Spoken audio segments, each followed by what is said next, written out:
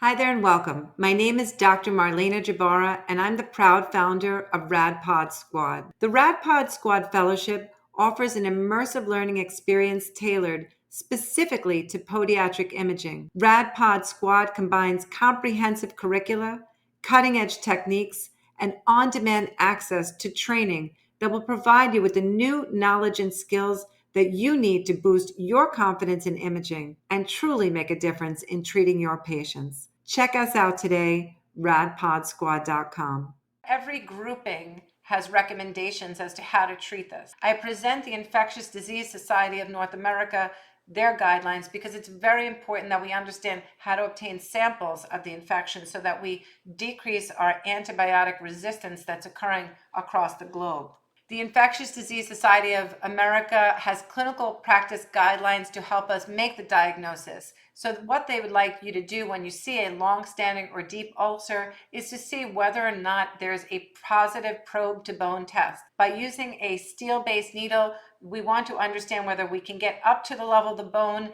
If we're at the level of the bone, presumptive osteomyelitis. If we're not, we are going to need imaging to help us work that out. Either way, mostly I would say that you want to have some type of imaging so that you have a map and you can understand the extent of the disease. And that can be outlined in the American College of Radiology guidelines we'll talk about later. In addition, to get a tissue sample, do not swab the outer region because that's got a polycolonization that may not be the virulent bug. So you want to get to the base of the lesion and get a nice sample and do that before you've given antibiotics. This is the type of system you'd want to use for that. It's a coaxial system. One piece slides within another. A core of bone is taken. It is then cored out and placed onto the slide.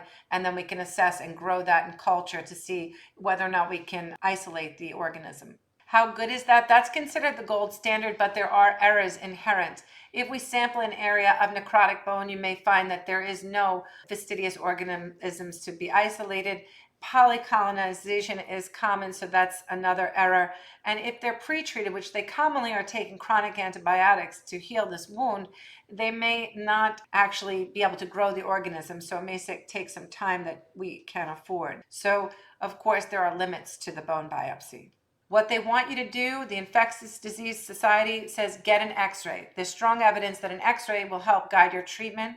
And an MRI, they put for those in need of additional imaging, and that's left to the clinician to decide what is in need of additional imaging. And they suggest that if you're looking for a soft tissue abscess or a deep soft tissue infection, that would be the reason why you'd get that MRI. NICE guidelines across the pond, prevalent diabetic population in the UK, imaging of suspected diabetic foot ulcer, what they recommend is get your x-rays, not only to see osteomyelitis, but also to see where you're at with Charcot and foreign bodies, fractures, etc. They don't leave that x-ray alone is sufficient.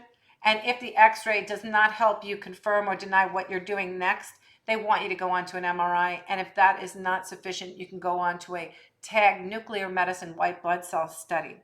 Are you ready to take your podiatric imaging skills to new heights? Check us out at radpodsquad.com. Explore our online learning community. And don't forget to like and subscribe to our YouTube channel for more enriching content.